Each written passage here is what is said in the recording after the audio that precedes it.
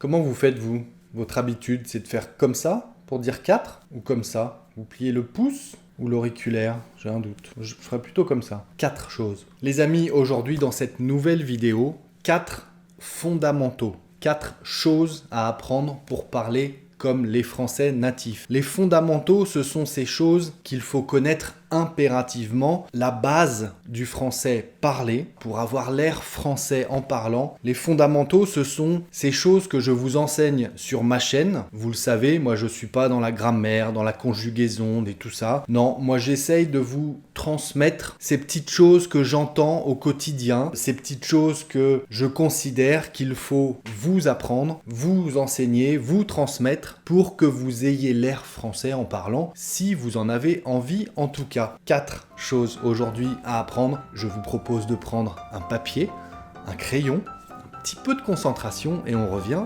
juste après ça.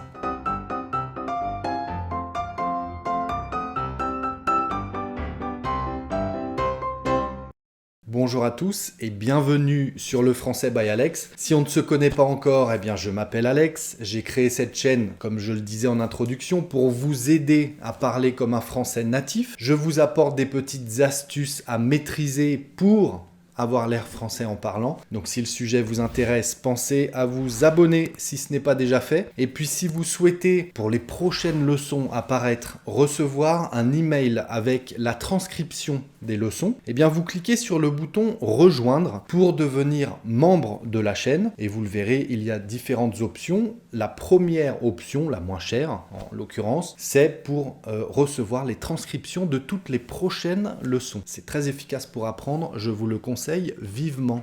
Aujourd'hui, je vous le disais, 4 choses à maîtriser pour parler comme un Français natif. Voici la première. Première ou première?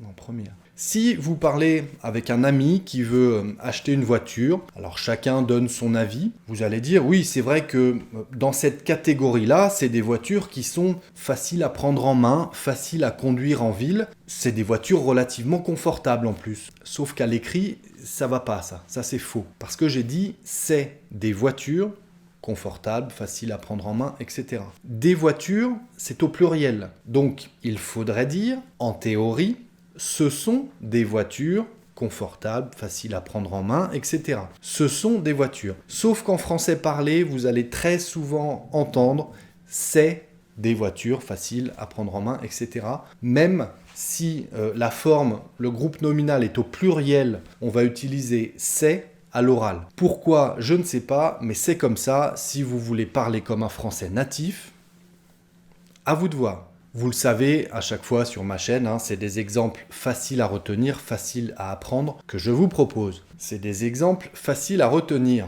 En voilà un encore magnifique. Je devrais dire ce sont des exemples faciles à retenir, faciles à apprendre. Eh bien non, à l'oral, on dira c'est des exemples faciles à apprendre. C'est des exemples. Pourtant, c'est au pluriel, mais on va utiliser c'est et non pas ce sont. À vous de voir, c'est vous qui décidez quelle formule vous souhaitez utiliser. Le deuxième exemple est cher à mon cœur.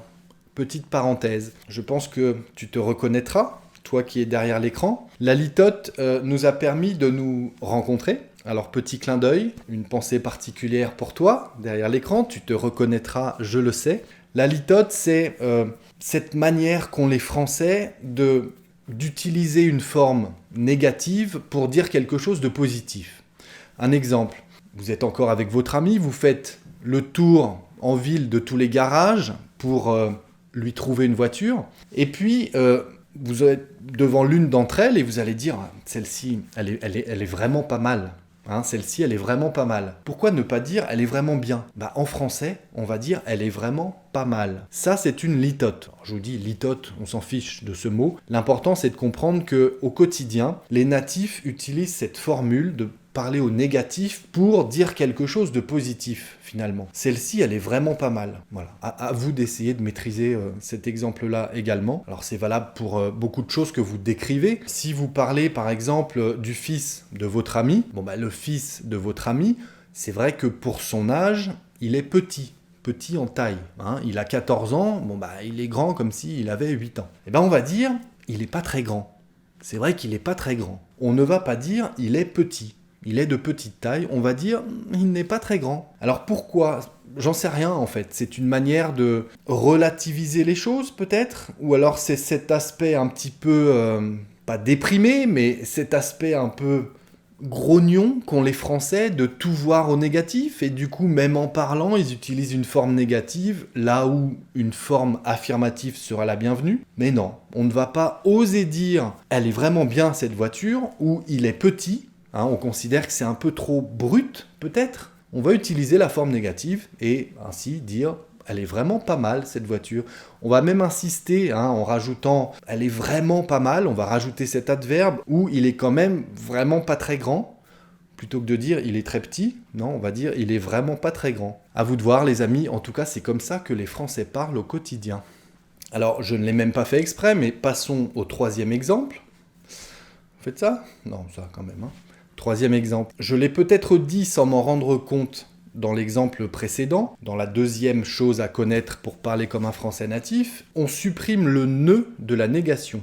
Que ce soit NE ou le N apostrophe, on le supprime, mais on garde le pas. La forme négative, c'est ne pas. Ces petites choses qu'on rajoute dans une phrase pour en faire une phrase négative. Et on va supprimer le ne et conserver le pas. Je reparle de cette voiture de votre ami, là, dans un garage. Elle est vraiment pas mal. J'aurais dû dire elle n'est vraiment pas mal, puisqu'on est à la forme négative. En français courant, en français parlé, on va dire elle est vraiment pas mal. De même pour le fils de votre ami, si vous disiez qu'il n'était pas très grand, on dira il est pas très grand quand même, il est vraiment pas très grand.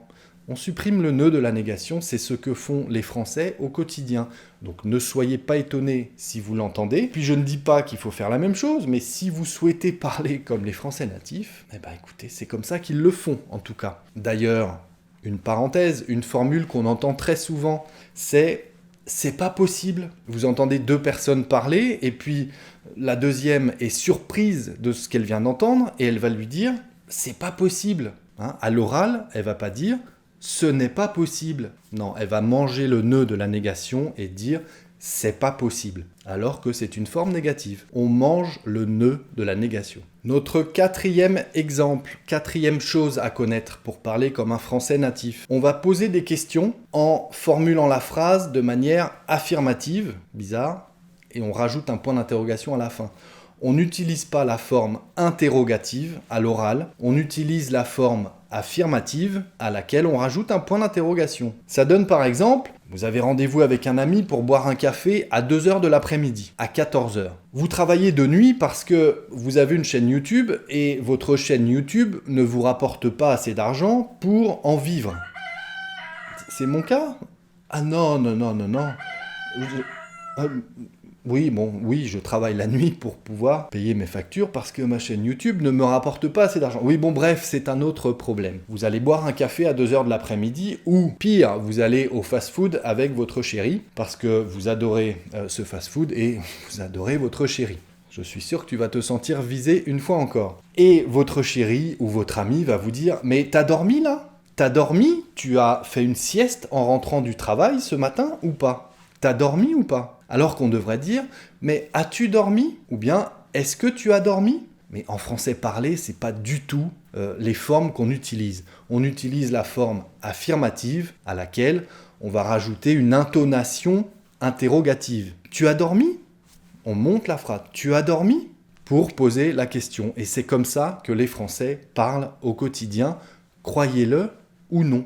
Alors, ça fonctionne avec différents exemples. Votre chérie vous appelle justement le matin en rentrant du travail. Et elle va vous dire, pour aller au fast-food, manger ensemble, elle va vous dire « Mais t'as mangé ou pas ? T'as mangé ou pas ?» Plutôt que de dire « As-tu mangé ?» ou « Est-ce que tu as mangé ?» Elle va dire « T'as mangé ou pas là ? On va au fast-food ensemble ?» Forme affirmative, et on monte le ton, l'intonation, pour en faire une phrase interrogative, en tout cas en français parlé. Allez, c'est tout pour aujourd'hui les amis, merci de votre attention, merci d'être restés jusque-là. Ceux qui souhaitent participer au projet et devenir membre de ma page Patreon, allez y jeter un œil si vous voulez recevoir une carte postale chaque mois de ma part, ou même des magazines français, des livres, des romans, etc. Allez voir, il y a différentes formules, ça permet de se rapprocher et ça permet surtout d'avoir un petit colis tous les mois dans votre boîte aux lettres pour avoir voilà, un petit goût de la France dans votre boîte aux lettres. Allez, travaillez bien les amis, restez concentrés, prenez soin de vous et à très bientôt sur le Français by Alex.